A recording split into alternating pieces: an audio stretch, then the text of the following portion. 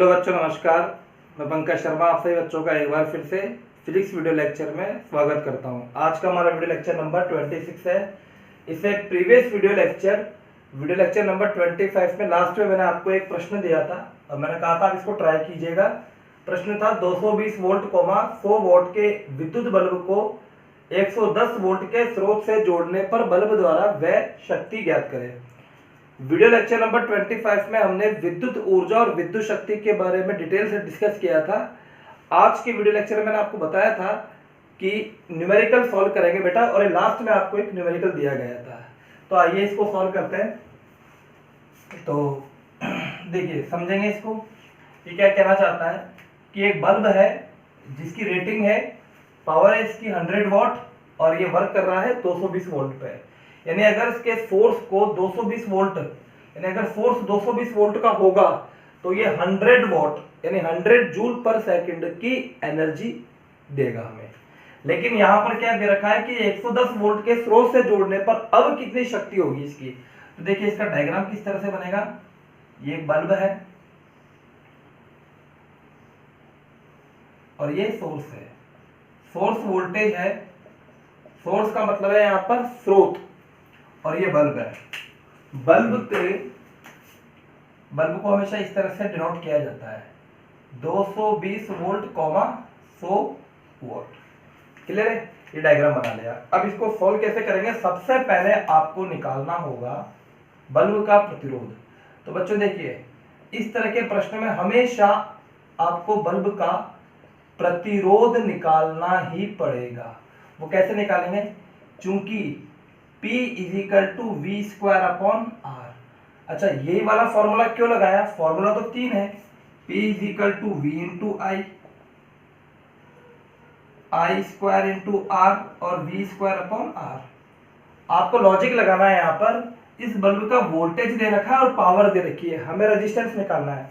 तो इससे काम नहीं चलेगा, इसमें धारा चाहिए होती है, इधर धारा है। लेकिन इस वाले फॉर्मूले में V पावर दे रखी है और वोल्टेज दे रखा है, रेजिस्टेंस निकल जाएगा। सो आर बल्ब यानी बल्ब का प्रतिरोध बराबर क्या आ जाएगा बच्चों, V²/P।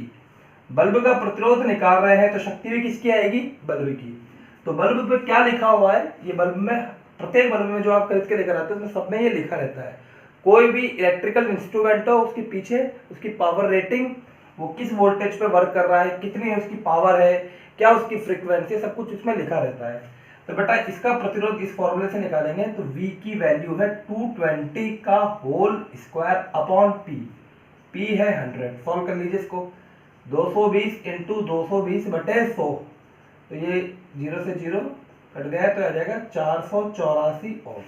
तो पहला काम क्या किया, हमने बल्ब का प्रतिरोध निकाल लिया। ठीक है, अब यहां पर इसकी शक्ति निकालनी है, इसको नोट कीजिएगा। अब इसकी शक्ति निकालेंगे। तो बच्चों देखिए, इसको ग्राफ कर देता हूं। जो हमने यहाँ पे निकाला उसको यहाँ लिख देते हैं। हमारे पास आ गया आर बल्ब यानी बल्ब का प्रतिरोध आ चुका है 484 ओम। ठीक है, अब इस बल्ब को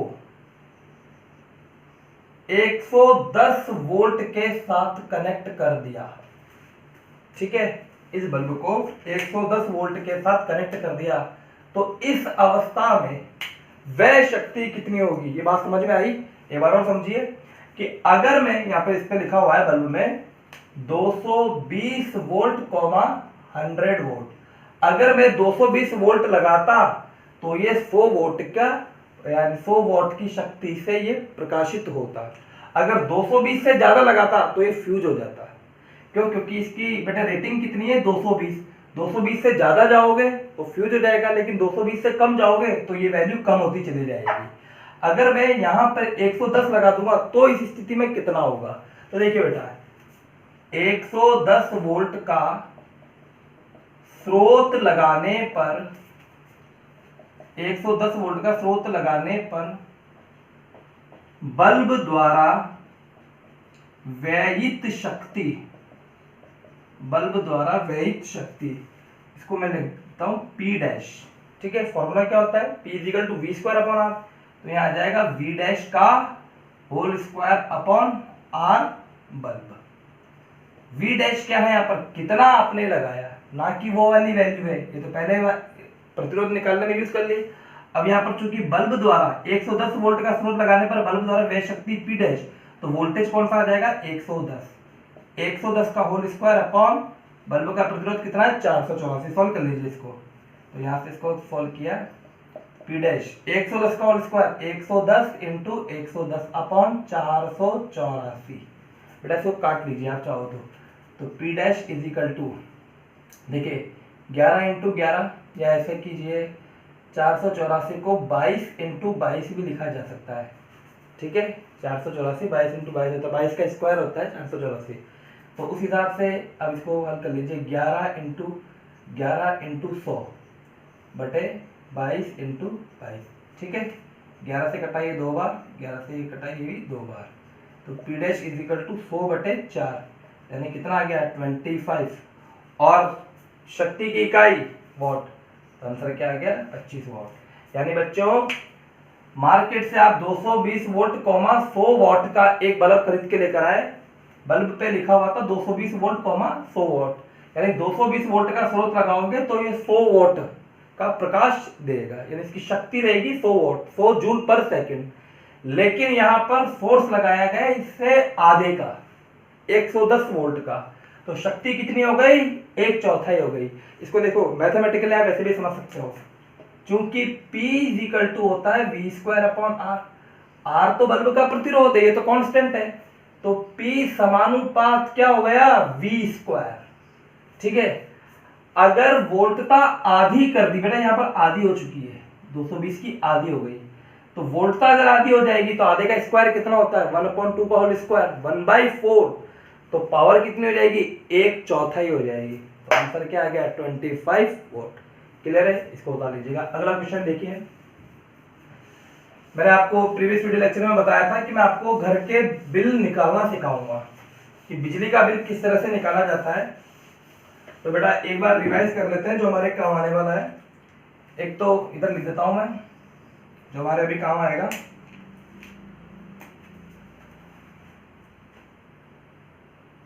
P is equal to W upon T. शक्ति क्या होती है, कार्य करने की दर शक्ति कहलाती है, तो यहां से W इज इक्वल टू क्या हो जाएगा P इंटू टी, ठीक है बेटा। एक तो ये फॉर्मूला भी काम आने वाला है, ऊर्जा बोलो चाहे कार्य बोलो बात एक ही है, तो W is equal to P into T, एक तो ये चीज है। एक ऊर्जा की इकाई, ये पता होना चाहिए, ऊर्जा की इकाई जूल होती है, ठीक है बेटा। और वह कमर्शियल जो इकाई होती है, कमर्शियल इसकी इकाई होती है वो क्या होती है kWh।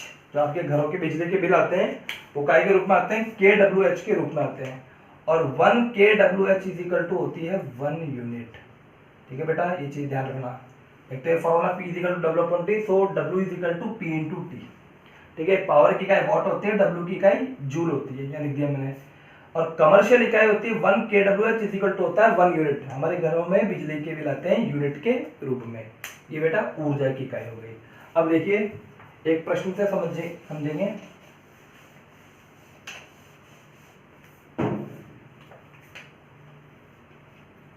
क्वेश्चन, एक घर में 40 वॉट के 5 बल्ब, एक घर में 40 वॉट के 5 बल्ब 10 घंटे व 75 वॉट के 4 पंखे 10 घंटे तथा 250 वॉट का फ्रिज, रेफ्रिजरेटर, फ्रिज 12 घंटे चलता है, ठीक है ना, कार्य करता है या चलता है लिख सकते हो आप, चलता है। तो एक माह का, तो एक माह का की जगह की, तो एक माह की बिजली उपभोग, बिजली उपभोग ज्ञात करें, तो एक माह की बिजली उपभोग ज्ञात करें यदि 1 यूनिट बिजली की कीमत 5 रुपए हो तो एक माह का बिल भी बताएं। बिल बताएं। तो देखिए बेटा सॉल्यूशन अभी क्या बताया मैंने आपको, एक तो फॉर्मूला आपको ध्यान रखना है W is equal to P into T, ठीक है, और एक formula 1 kWh is equal to 1 unit. तो बच्चों देखिए कितने इंस्ट्रूमेंट है, सबसे पहले तो यहाँ पर समझ लीजिए, एक तो बल्ब है 40 वोल्ट का बल्ब है, 40 वोल्ट के 5 बल्ब है जो 10 घंटे तक चलते हैं। 75 वोल्ट के 4 पंखे हैं वो भी 10 घंटे तक चलते हैं, और 250 वोल्ट का फ्रिज है जो 12 घंटे तक चलता है। यानी कि हमारे पास यानी इस घर में 3 इलेक्ट्रिकल इंस्ट्रूमेंट है, ठीक है ना बेटा। यहाँ पर अब इसको कैसे सॉल्व करेंगे, तो बच्चों देखिए एक प्रश्न से समझ में आ जाएगा। अब चाहे 50 इसमें 50 इंस्ट्रूमेंट जोड़ दीजिए तो 50 इक्वेशन बन जाएगी।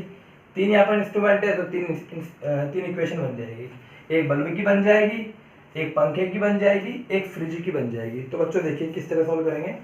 तो यहाँ लिखा मैंने 5 बल्बों द्वारा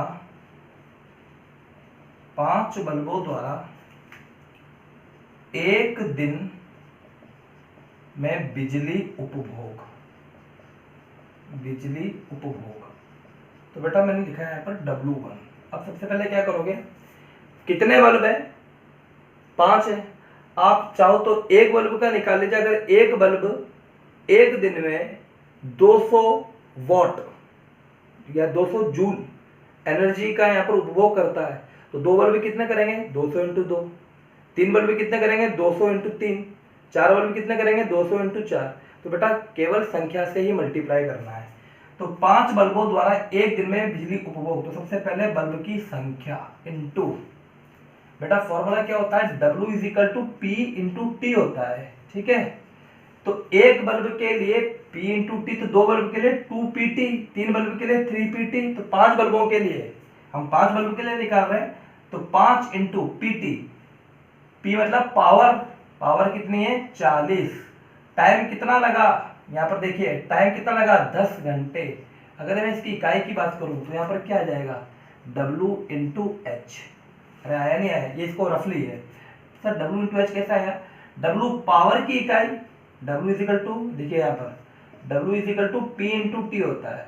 तो पावर की इकाई वॉट और टाइम की इकाई सेकंड होती है, लेकिन यहाँ पर H लिखेंगे तो वॉट इंटू एच। आप जानते हो 1 kWh इज इक्वल टू होता है 1 यूनिट। तो मेरी बात समझ में आई, के का मतलब है किलो वॉट आर, ठीक है। तो इस आधार पर यहाँ पर क्या हो जाएगा, 5 बल्बों की संख्या 40 वॉट इंटू 10 घंटे, तो यहाँ लिख दिया मैंने WH। इसको सॉल्व कर लीजिए। तो W1 इज इक्वल टू, देखिए बेटा सॉल्व तो करना आता ही होगा, 40 इंटू 10 400, 400 इंटू 5 कितना हो गया 2000 W इंटू एच। अभी देखिए इधर 2000 W इंटू एच को क्या मैं 2 इंटू 10 की पावर 3 W इंटू एच भी लिख सकता हूँ, बिल्कुल 1 2 3 10 की घात 3। 10 की घात 3 का मतलब क्या हो गया kWh। तो ये क्या हो गया W1 is equal to 2 kWh, और हम जानते हैं 1 kWh इज इक्वल टू होता है 1 unit. So W1 is equal to 2 unit. ये आ गई इक्वेशन नंबर 1।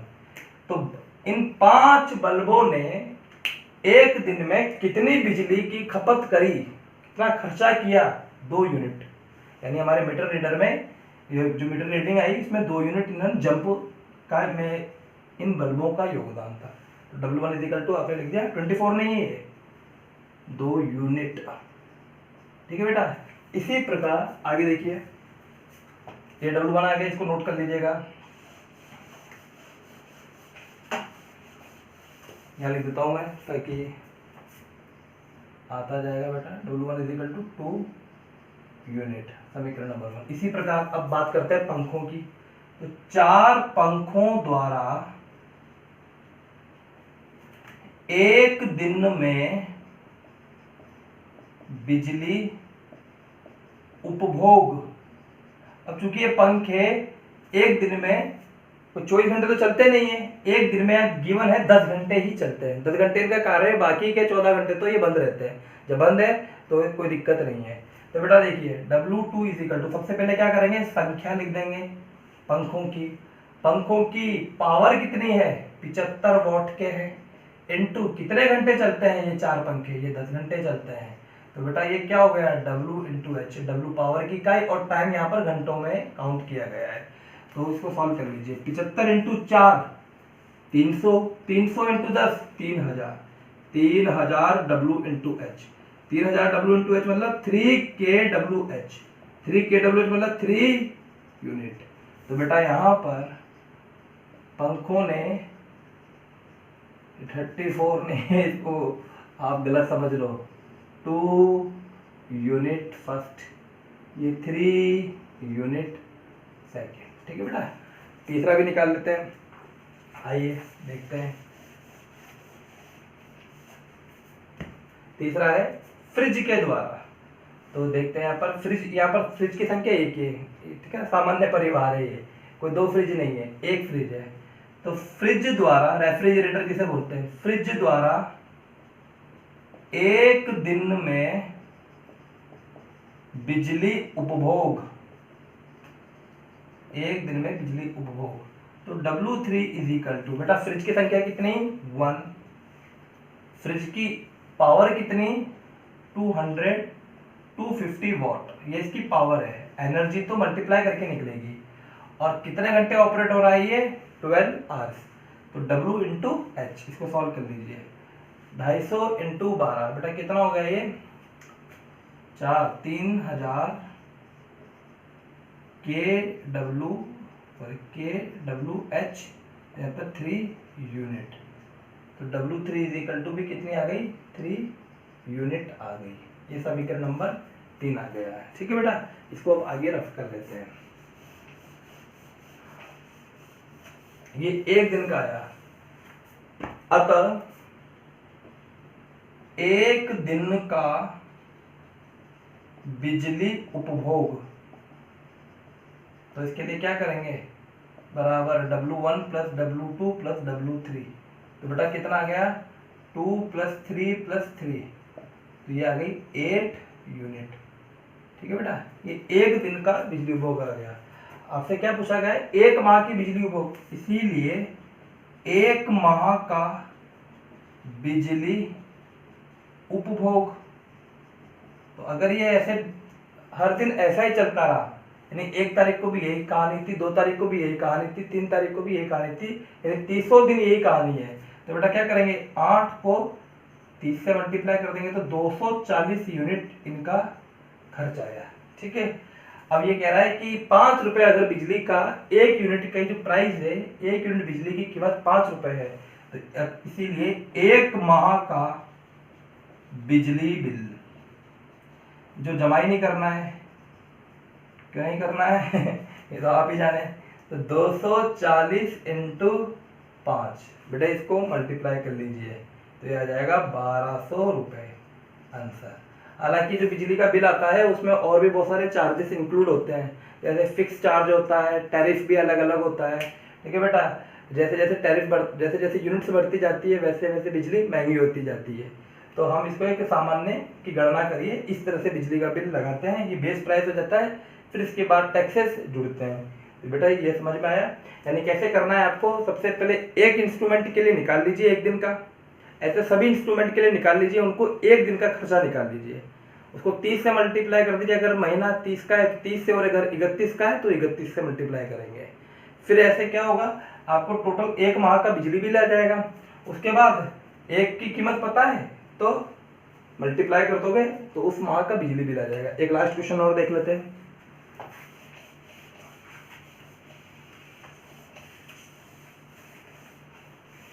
एक सारणी गिवन है,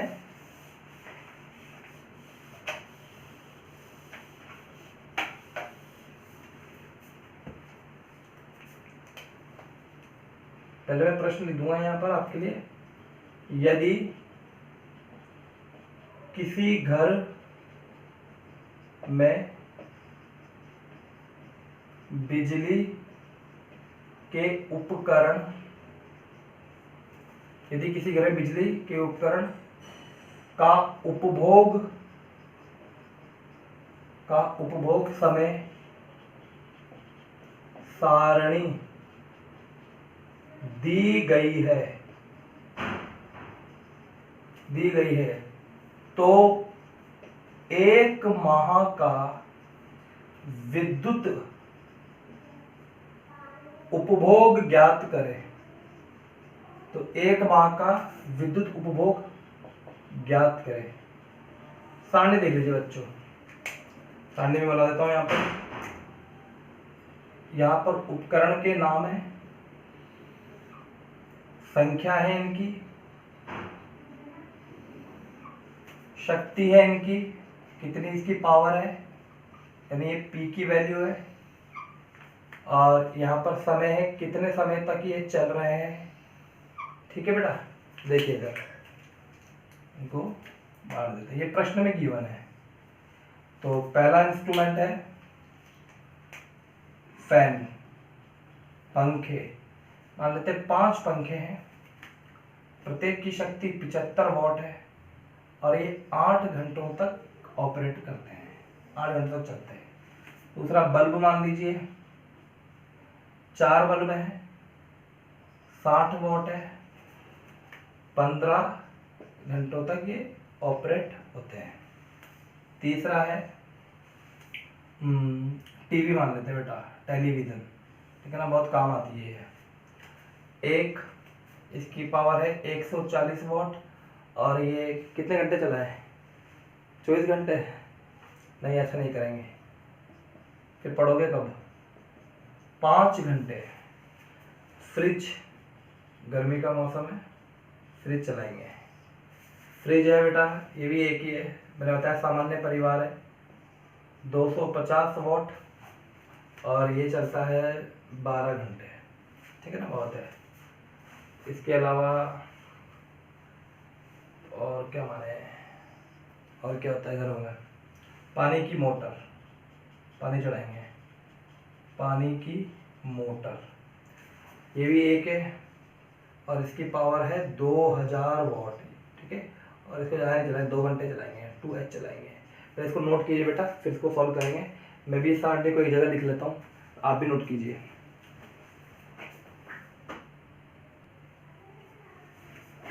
तो देखिए बेटा, सॉल्यूशन, ये जो प्रश्न है ये ऐसे ही ऑन द स्पॉट ही बनाए, ये ऐसा कुछ नहीं है कि ये कहीं ऐसे लिखे हुए हैं। तो हो सकता है कि आपके PDF में अलग क्वेश्चन हो, कॉन्सेप्ट सेम रहेगा। मेरा काम है आपको कॉन्सेप्ट सिखाना। एक बार आप कॉन्सेप्ट सीख जाओगे तो आप दुनिया का कोई भी प्रश्न कर सकते हो। इसलिए ऐसा नहीं सर यहाँ तो आपने 6 घंटे लिखा है, PDF में आपके 10 घंटे लिखे हुए हैं, ऐसे ये ऐसी बात ना करें बेटा।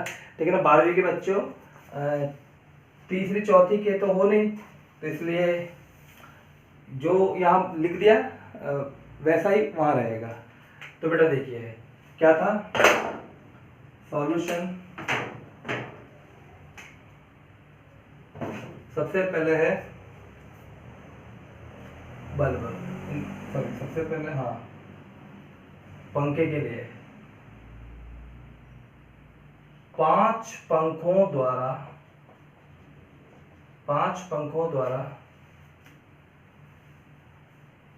एक दिन में विद्युत उपभोग, आपके सब में इस तरह से लिखना होगा।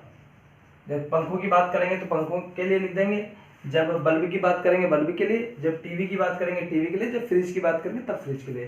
तो 5 पंखों द्वारा एक दिन में विद्युत उपभोग, सबसे पहले एक दिन के लिए निकाल लीजिए, 30 से मल्टीप्लाई करोगे 30 दिन के लिए निकल जाएगा, और अगर खर्चा दे रखा है 1 यूनिट का तो यूनिट से मल्टीप्लाई कर दीजिए। तो बेटा W1 इक्वल टू सबसे पहले संख्या, नंबर, बल्ब की रेटिंग कितनी है, सॉरी पंखों की रेटिंग कितनी है, पंखों की रेटिंग है 75, और कितने घंटे चल रहे हैं ये, 8 घंटे चल रहे हैं बच्चों। तो देखिए यहाँ पर 75 वॉट 8H, तो WH हो गए, इसको मल्टीप्लाई कर दीजिए, तो ये हो जाएगा 5 × 75, 375 इंटू 8, तो ये हो जाएगा 3000 W इंटू एच। देख लीजिए 375 इंटू 8, ठीक है 3000 WH, तो ये हो जाएगा 3kWh। 1kWh is equal to 1 unit, so 3kWh is equal to 3 unit, ठीक है। ये इक्वेशन नंबर 1। इसी तरह से सबके लिए निकाल दीजिए। पंखों की हो गई, अगला आ जाएगा बल्ब। तो क्या लिखोगे आप, बल्ब कितने बेटे, 4 बल्ब हैं और 15 घंटे चलते हैं, तो 4 बल्बों द्वारा